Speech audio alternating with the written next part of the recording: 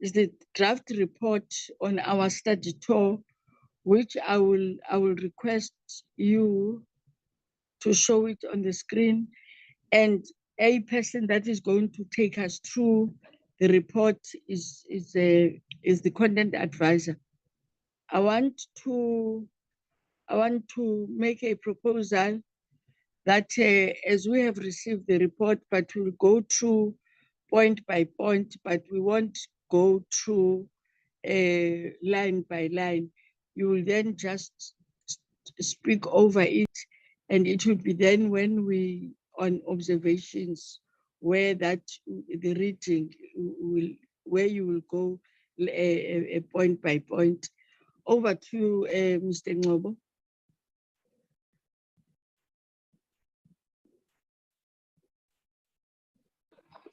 Thank you, Chairperson, and good morning, honorable members and colleagues.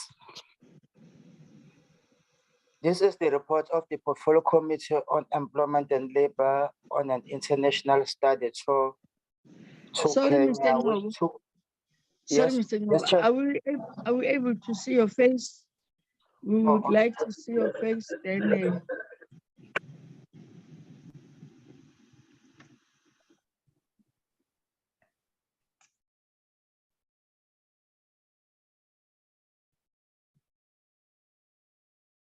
Okay, if it's going to affect the network, it's okay.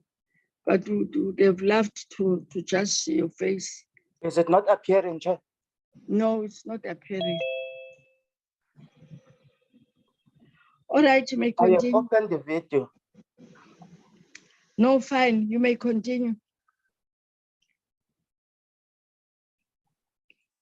Okay, I was saying this is the report of the Portfolio Committee on Employment and Labor on an international study tour that took place on the 27th of March to the 1st of April. The first page of the report is the background,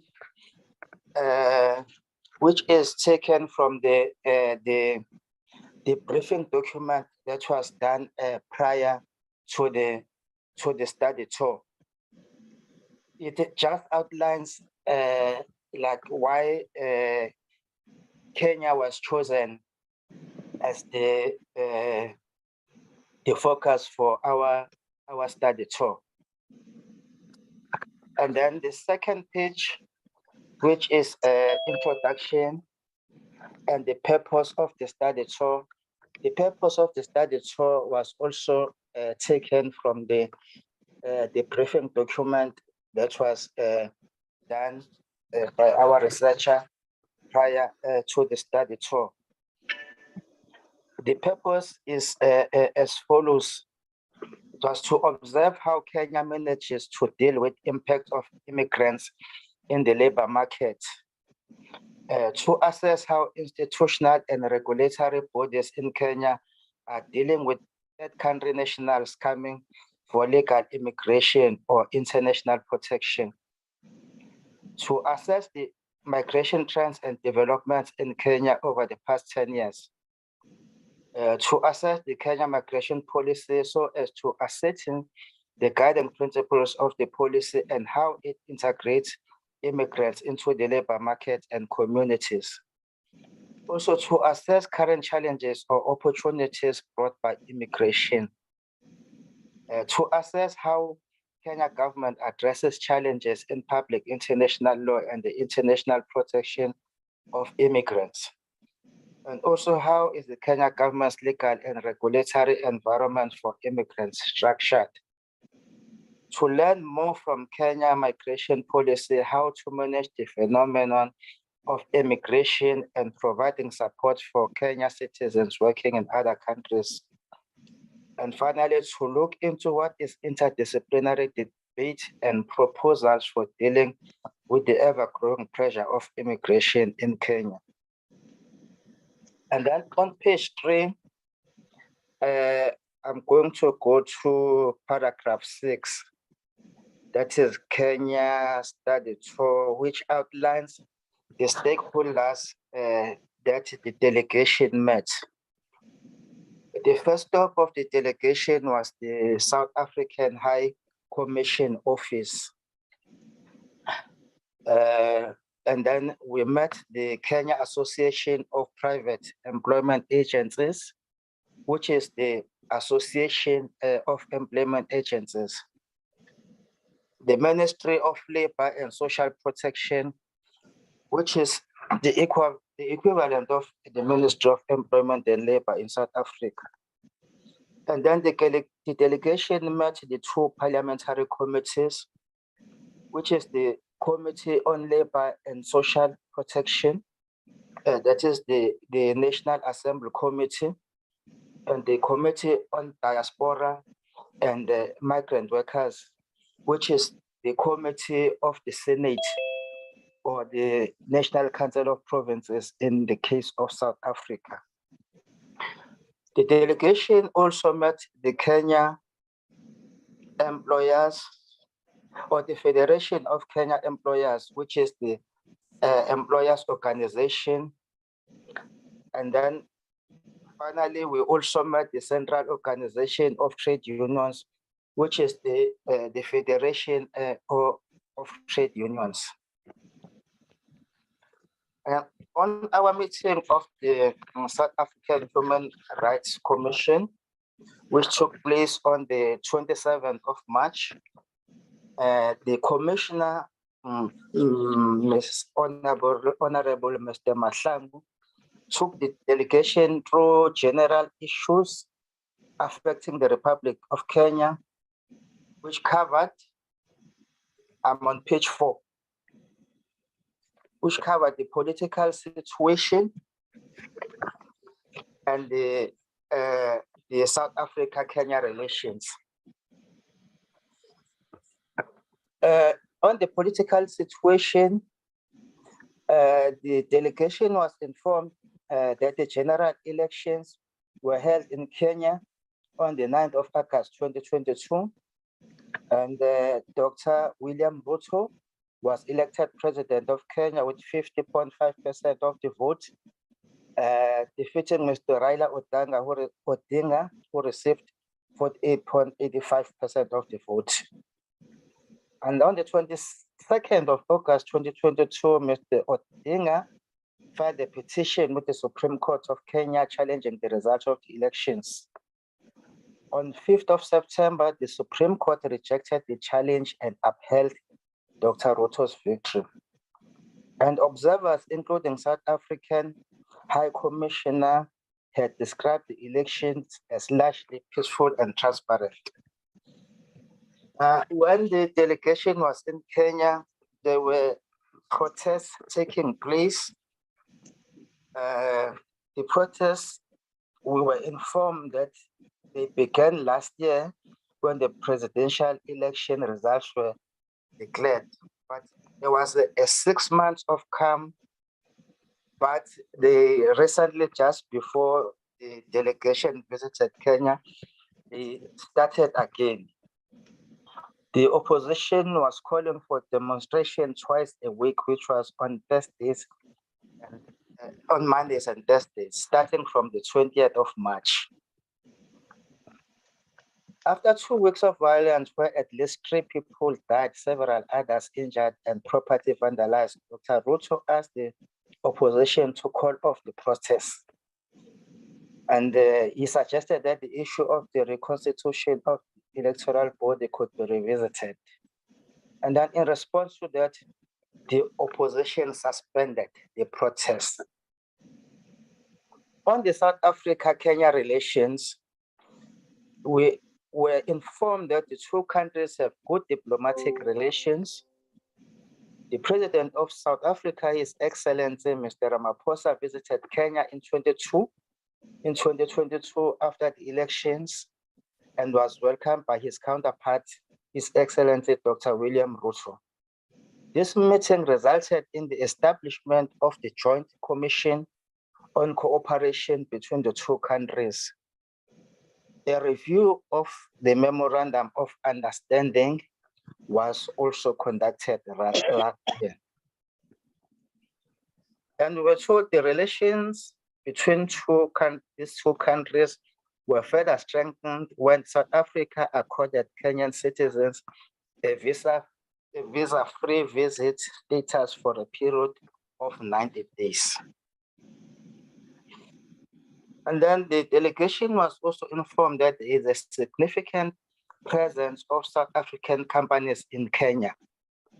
They range from financial services providers to retailers, e.g., Absa Bank, Discovery, Fortune Group, and the game stores. However, the economic relations between the two countries is skewed in favor of South Africa. South Africa is exporting more to Kenya than it is importing from Kenya. There's a high-level committees have been established to address this matter. And then the second meeting the delegation had was with the Association of Private Employment Agencies.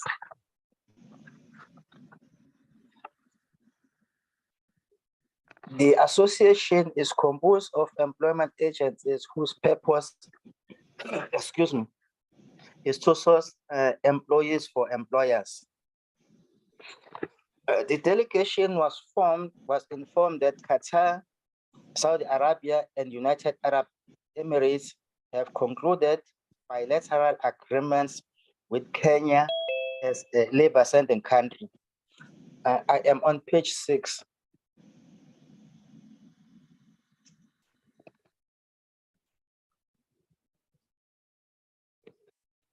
So the responsibility of CAPEA is to train Kenyans in preparation for sending to these countries as domestic workers.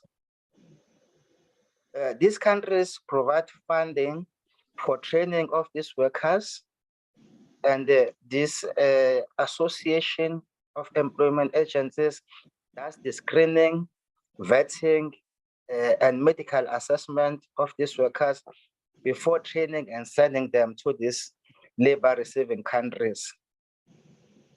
The training that they are providing includes learning the culture of these labor receiving countries. And recently, training in basic Arabic was included in the syllabus to improve communication and understanding between workers and employees. The Ministry of Labor and Social Protection, the Interior Ministry, as well as the Ministry of Foreign Affairs are involved in this exchange. And then in response to questions that were raised by members of the South African delegation, the following information was provided. That asylum seekers from neighboring countries experiencing instability, such as Somalia and Ethiopia, are housed in refugee camps.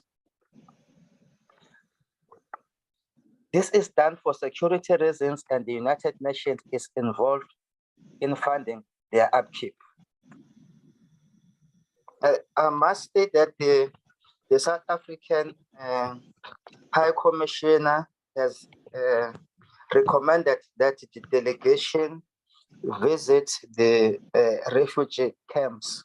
But however, because of the distance, this visit did not take place. Secondly, the asylum seekers are not eligible for employment in Kenya. And we were told that the Kenyan embassies have labor desks to support Kenyans employed in those particular countries. And then this association also informed us that it keeps records of all domestic workers that are sent to these countries, that is Qatar, Saudi Arabia, and the United Arab Emirates. And then we're also told that the unemployment rate in Kenya is 6.6%. And most importantly, the delegation was told that employers are not allowed to employ a foreign national to do the job that can be done by a Kenyan citizen. And then our next visit was with the Ministry of Labor and Social Protection. That is now, it took place on the 29th of March. And then the ministry told us that the legal framework of labor migration in Kenya is contained in the following major legislation: the Employment Act, the Citizenship Act, and the Immigration Act. That is now on page 7.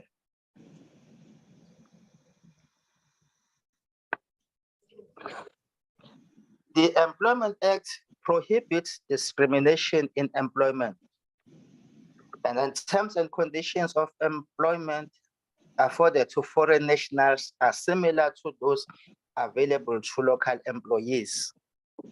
And foreign nationals are entitled to benefits during the course and at termination of their contracts. The delegation was informed that Kenya does not have employment quotas, but the principle is that all jobs are reserved for Kenyan citizens, except where a suitably qualified citizen cannot be found. And then this is a reiteration of what we were told by the Association of Employment Agencies. The Department of Labor and Social Protection is involved in scrutinizing the applications, and the managing director issues the permit if he or she is satisfied that the required skill could not be sourced locally. And in response to questions that were raised by the parliamentary delegation, the following responses were provided. Firstly, the National Bureau of Statistics is responsible for compiling national statistics, including labor statistics. So this bureau is the equivalent of Statistics South Africa. Then according to the bureau, the unemployment rate stood at 6.6% in the year 2022.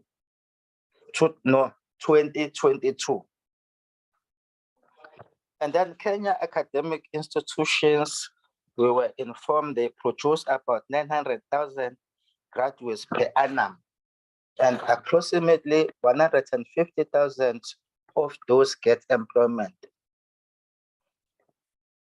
The delegation was also informed that the youth unemployment is extremely high in Kenya, estimated at approximately 80%. This is now on page 8.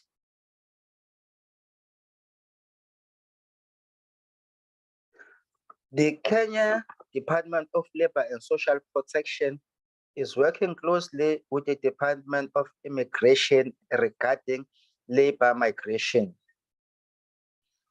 The two departments are considering integrating their information systems so as to closely monitor the number of labor immigrants in the country. The delegation was also informed that Kenya has both the general national minimum wage as well as the sectoral minimum wage. And there are about 17 sectoral minimum wage determinations in Kenya. Then there was a meeting with the Parliamentary Committee on Labor and Social Protection and the Committee on Diaspora and Migrant Workers. The meeting took place on the 30th of March.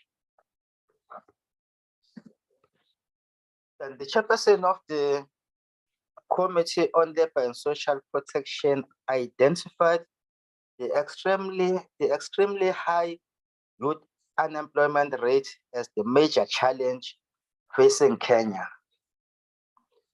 And as a result, the National Youth Employment Agency was established in 2016, which was later renamed the National Employment Authority to accommodate other unemployed persons. The chairperson acknowledged that Kenya has hundreds of thousands of its workers in other countries and about 80,000 in Saudi Arabia alone. The committee was informed that the Labor Migration Management Bill is to be tabled before Parliament in the near future. And then in response to the questions from members of the South African delegation, the following information was provided. In Kenya, on page 9, in Kenya, youth is defined as the person between the ages of 18 and 35 years. And then the official retirement age in Kenya is 60 years. However, there is no retirement age for public representatives. And then the professionals from other countries who want to come and work in Kenya must first have their qualifications verified by the Commissioner for Higher Education in Kenya. They must also acquire the work permit before they can be employed in Kenya. And then the delegation was informed that Kenya has the challenge of asylum seekers more than labor migrants. These asylum seekers come from neighboring countries such as Somalia and Ethiopia as a result of instability in those countries. And then the chairperson of the committee informed the delegation that Kenya does not have job quotas for foreign nationals. And then the delegation was informed that Kenya has 290 TVET colleges. And then on the 30th of March, with a meeting with the Federation of Kenya Employers, the delegation was informed that the FKE is the most representative national employers organization in Kenya, which was founded in 1959. It plays both advocacy and a service role. The Federation influences labor market policy and regulatory environment through advocacy aimed at enhancing business growth and development. Some of the services they provide include employment and industrial relations, legal services, research and policy advocacy, learning and development, organizational development, partnerships and projects, events and networking, female future leadership program, and there is also what they call Iwajiri, which is the member service portal that enables members to access FK services online. And in response to questions raised by the members of the delegation, the following responses were provided. FKA is registered as a trade union for private sector employers. FKA is recognized as a social partner in the tripartite structure, including organized labor, organized employers, and the government. And this is the equivalent of NETLEC in South Africa. The history of the organization reflects that the CEO position has been occupied by males since its establishment. However, the current CEO is the first female to occupy this position. The delegation was informed that the focus of Kenya migration laws is outward looking, that is, it is more concerned about Kenyans working in other countries. Then the last meeting, that was on the 1st of April, was with Central Organization of Trade Unions, which is a federation of trade unions. This federation, we were told by the Deputy Secretary General that it has been in existence since 1965. It has 45 affiliates in the public and the private sector. The federation is working with government in a tripartite arrangement, which include government, business, and organized labor.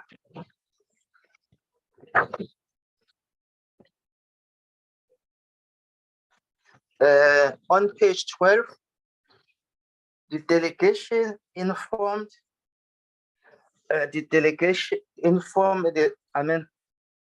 the federation informed the South African delegation that most of the Kenya labor laws were modeled on the South African labor law system and were drafted with the assistance of the ILO. Also, the 2010 enactment of the Kenya Constitution is modeled on the South African Constitution. And the Federation responded as follows to some of the questions raised by the South African delegation.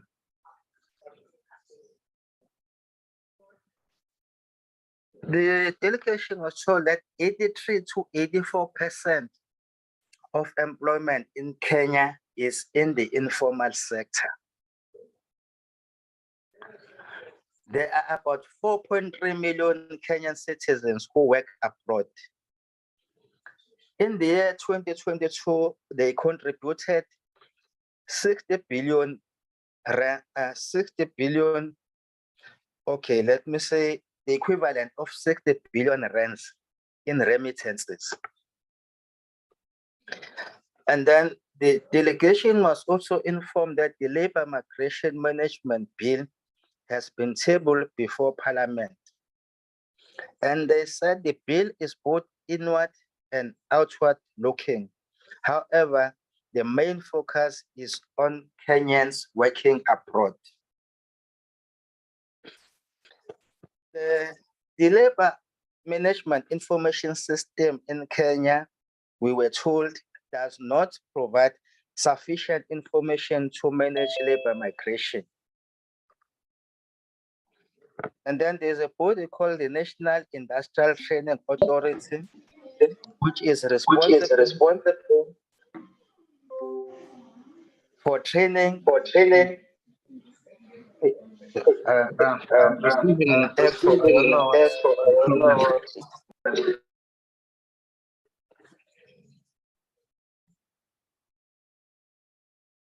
problem. Sorry, Mr. Ngobo. Can members please mute? You may continue. On legislative overview, the legislative overview look at the major labor laws of Kenya, which is the Employment Act of 2007 and the Labor Relations Act also of 2007. The Employment Act of 2007 is the equivalent of the Basic Conditions of Employment Act in South Africa.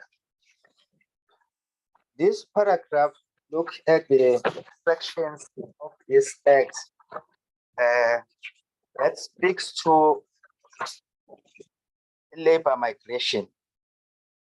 I'm not going to go through those sections of the act. I'm going to go now to committee observations, paragraph 8 at the bottom of page 18. The delegation made the following observations: that labor migration policy in Kenya seems to focus on Kenyans employed in other countries rather than management of foreign nationals employed in Kenya. That the Republic of Kenya has bilateral agreements on labor with Qatar, Saudi Arabia, and United Arab Emirates. In accordance with this agreement, these countries provide assistance with preparatory training of workers destined for their labor markets. The Constitution and the labor laws of Kenya are modeled on the laws of South Africa. Also, the informal sector constitutes the larger percentage of the economy of the Republic of Kenya. The Labor Management Information System of Kenya does not provide sufficient information to manage labor migration. Also, that the youth unemployment is extremely high in Kenya, estimated at approximately 80%. Lastly, Kenya does not have quotas for foreign nationals to be employed in certain sectors of the economy. The principle is that locals must be employed except where there are no suitably qualified Kenyan citizens. And then as a recommendation, which is that in view of the above observations, the Portfolio Committee on Employment and Labor recommends that members of the committee take these lessons learned from the study tour into consideration when deliberating on the National Labor Migration Policy. That is the end of the report. Thank you. Thank you, Mr. Ngobo. And can then I check, obviously, if there are any questions, maybe.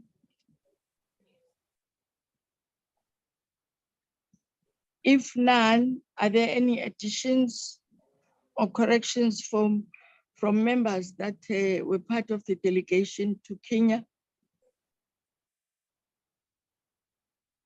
I see one hand, Honorable Nonsele. Mr. Ngobo, can you please mute your mic? Oh, sorry. Honorable Nonsele.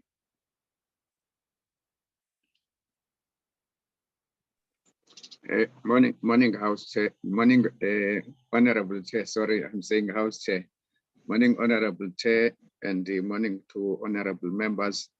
Chair, I want to raise two areas. The first one is not relevant to the report presented. It's just to inform you and the meeting that Honorable Mdabe has been trying to contact us, but unfortunately we were not aware about the number he was using. He had a break-in at his place, and his phones were stolen. So effectively, he had no way to contact us, that is to formally make an apology. So I'm raising that point for formal noting by the committee and yourself, Honorable Chair. Then the second point is to welcome the report, but there are just few areas that I want to comment on, so that we ensure that the report at least gives a balanced reflection of what we observed. It's just few areas. The first one, Chair, is with regard to the bullet one under observations, which reads labor migration policy in Kenya seems to focus on Kenyans employed in other countries rather than management of foreign nationals employed in Kenya. The sentence, Chair, gives a bit of a gap in terms of what in practice is in Kenya. Because if you go to the reports with regard to our meeting with the Minister of Labor and Social Protection on the 29th of March, and as well as the Portfolio Committee on labor policy, as well as COTU on the 1st of April. All three of those meetings emphasize one point, that notwithstanding the fact that they do not have standing labor migration policy, but they in fact give first preference to Kenyans on any jobs available, except where there are specialist skills that are required. And therefore foreigners would then be given first preference. So unless there is an objection, I would suggest that we further amend bullet 1 of the observation with a reading that says, however, Kenyans give first preference on jobs available to locals before considering nationals. That's the first one. The second one, Chair, is with regard to, because if you go to Kenya does not have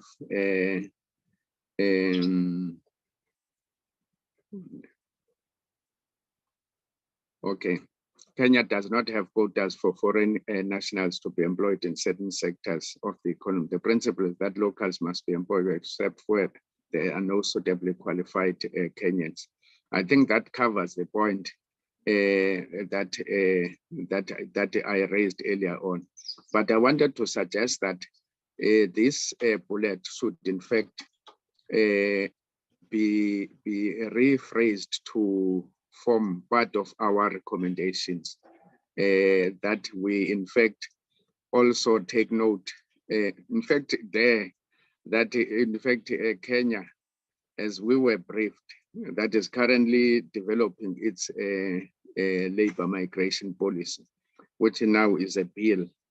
So that should also be one of the observations that we make, because again, in the observation, we do not make such an observation because there is a bill.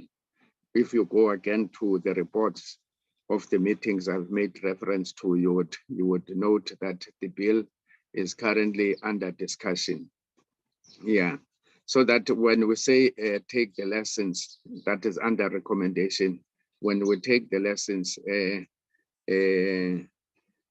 as put forward in terms of the bullet, the only bullet under observations, we would then take the totality of what we have observed. Because if we do not make reference to the labor migration bill that is currently under discussion in Kenya, then it means that we will effectively exclude that bill or the elements of the bill from consideration when we discuss the elements of our own labor migration policy, including the bill. Finally, Chair, is that I think it would also, again, to re-emphasize that under our observations, that the legal framework in Kenya is in fact largely extracted from South African constitution, and by extension, the bills or the laws that they are in fact enacting. And in that context, there is in fact a greater deal of similarities in terms of the broad principles that guide their development and the enactment of their laws, so that we have a broader understanding that in fact we are not far apart with Kenya, which basically lays the basis or the rationale for having made Kenya a preferred destination, in the sense that their constitution, which was adopted in 2010, is almost a carbon copy of the South African constitution. So those are the points, Honorable Chair, I wanted to make with regard to how to firm up further the observations by the committee, so that when talking to the recommendation, with that catch-all formulation that has been made at the bottom, it means that the observations must at least be comprehensive enough to allow us to incorporate all the aspects that we have observed. That includes the progress that has been made with regard to labor migration policy, that the preference of the locals above the foreigners, except where there is specialist skills, and also the similarity between the Kenyan constitution and the South African constitution, a basis that in fact informs us on the best principles guiding their legislative processes that are similar to those that we uphold in South Africa. Thank you, Chair. Thank you, Honorable Matsele. Can I get any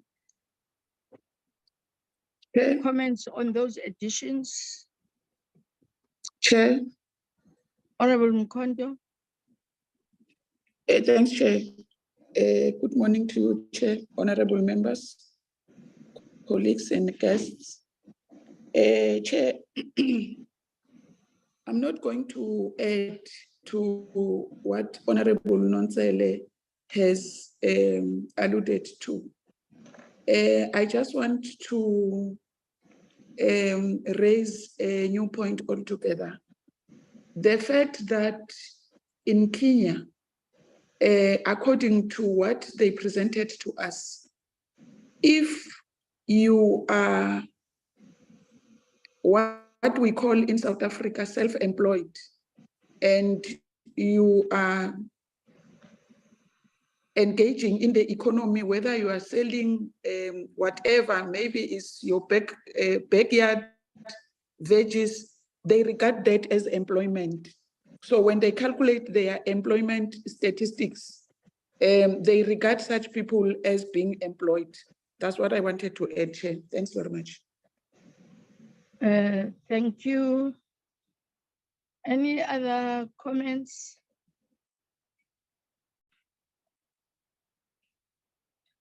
Even clarities from those members who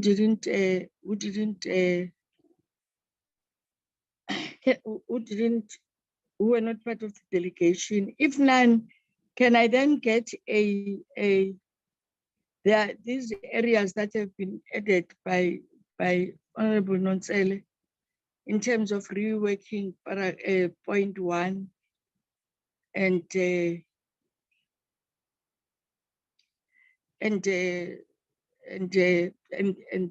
addition by Honorable Mkondo. Can I get a formal mover for those? Knowing very well then that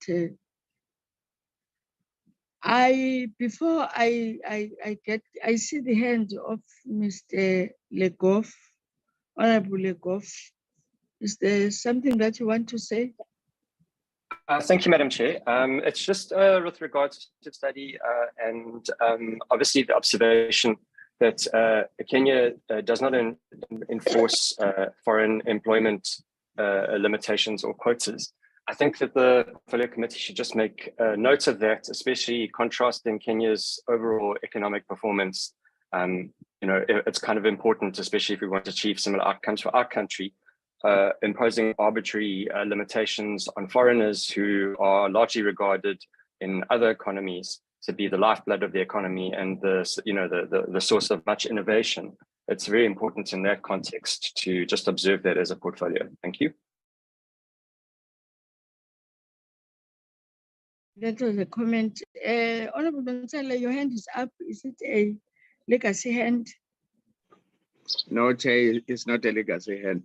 It's to formally move a motion with amendments that the comments that have just been made by the honorable member are for observation by individual, but not to have be expressly captured as part of the report, because they represent diverse observations with regard to parties in the committee.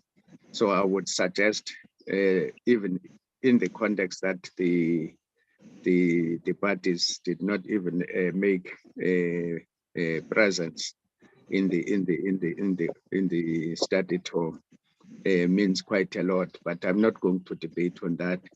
I'm just indicating that that kind of observation is for the party to hold and use it as part of its own engagement when we finally engage in the process. But it can't be part of the report. Secondly, Chair, I formally move the report with amendments made on my behalf on the one part and also made by Honorable Mkondo that they should be formally incorporated as amendments in the report. So I move, Chair. Can we get a seconder? Chair, Honorable Mkondo? I second Chair with the affected additions. Thank you. No, thank you very much, members. This is a report of a study tour where we went to learn best practices. And you will see that even in our recommendations, what then we have recommended, and in terms of the observations and the comments. That's why I say it's a comment, and we can't. A comment does not it's not included in any report. It's a comment which any as Honorable Notsele have said. I think it's something that even the Secretariat would be aware of, that in a study tour, if you have not attended, unfortunately, you will reserve your comments for the time when we'll be tabling the report in plenary. But what I want members to understand is that when then the department bring its proposed labor migration policy to the House, to Parliament, for us as the committee to look into it. At the time that we'll then be debating or deliberating, we will then look into this, and parties, whether they did visit Kenya or they didn't visit Kenya, it's at that point where they will then raise their matters. And I'm raising that because it's a report. I am not going to then say when it has been moved and seconded and ask for an objection, because a person that didn't attend can object, who was not part of the study tour.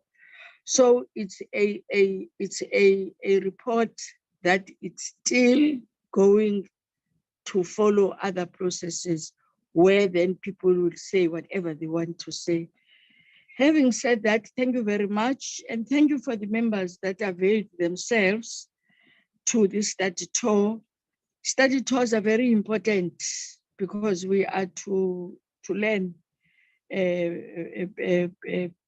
best practices. And in fact, members of Parliament in Kenya, and in particular the Select Committee on Diaspora, they are eagerly, they really want to also come over to learn best practices in terms of this area of immigration. Having said that, thank you very much. We'll go to our next point in the agenda, which is our program. Committee program, can you put it up, Mr. Sakaza?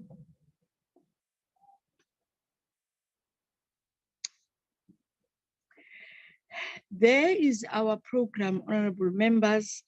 We are now in the fifth week. Don't be very fast. Today, which is the 17th, that's what we have done. Next week on the 24th, we'll be considering and adopting our minutes, and we will then be get a briefing from the Department of Employment and Labor on migration policy, and there will be a 15 minutes member training on e-voting. Then on the 7th week, which is the 31st of May, that meeting is going to be a physical meeting. And there's only one item of the agenda in that meeting. It's UIF and Compensation Fund on their non-submission and the briefing by the minister on the commission that has been established to look into the challenges with in the fund. So it's a very important meeting, and I will urge all members to avail themselves, because all of us have different views. All of us have got all our proposals. So it's going to be important that we attend that meeting. It's going to be a physical meeting, and because of the number of people that are going to attend, it's going to be a meeting because there is no room now in the current rooms that is going to be able to accommodate that number. But what is important is that the meeting is physical. What I am impressing on members, which is very important, is that we attend. We attend. I'm saying it for the third time, we attend, because we have got too many things to say. Now we are going to get an opportunity. The chief directors are going to be there. The chairpersons of the board and the audit committee are going to be there. So please, we will then communicate the venue when processes have then been completed, the logistics. What's happening now? Okay. Then we will be on week 8 is the labor activation program, which and the Department of Employment and Labor will also be informed in due course at the appropriate time whether we will have a Zoom meeting or a physical meeting. But depending on the lab activation program processes, we are likely to be also physical. Then on week 9, which is the 14th of June, we'll be having the second quarter report 2022-2023 and the briefing by the Registrar of Trade Unions. And I hope you were aware that we do, as the country, through the Department of Employment and Labor, that we have got a registrar. We have invited the registrar to come and take us through, because the office of the chair is inundated with some challenges from members, from workers, in terms of the processes in that office. But we felt that it's important that we invite the registrar to really take us through, so that we have an understanding of what is doing and what are the challenges right across, not only about those unions that have those workers that have written to the chair. So that is the report. That is the program that I'm putting to the committee for adoption.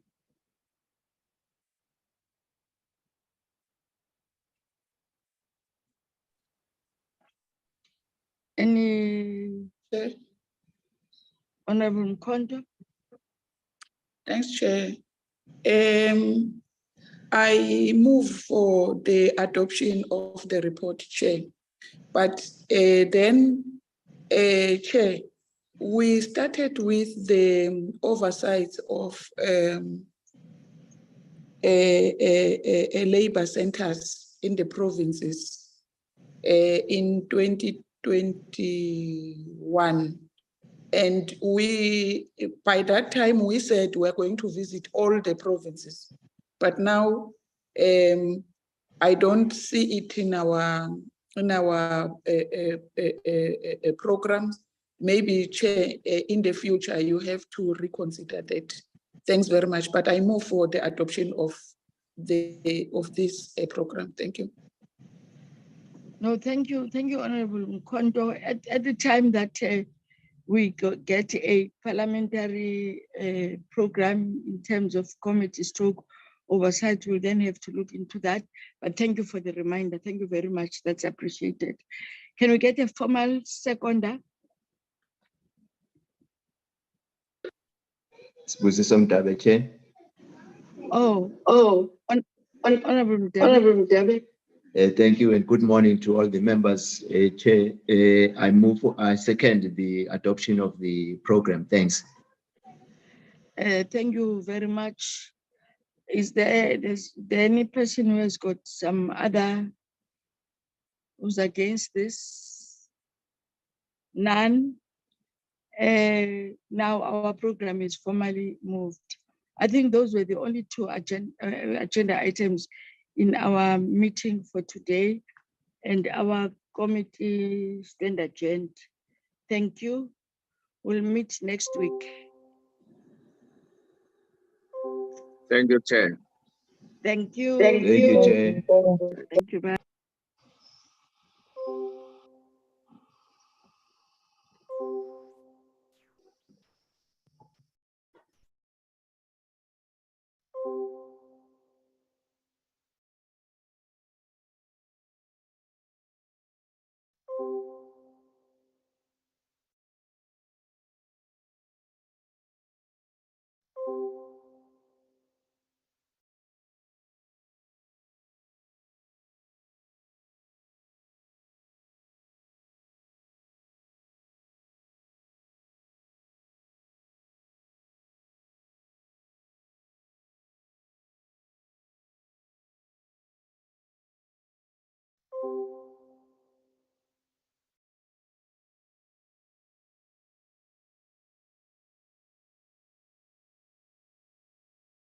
Recording stopped.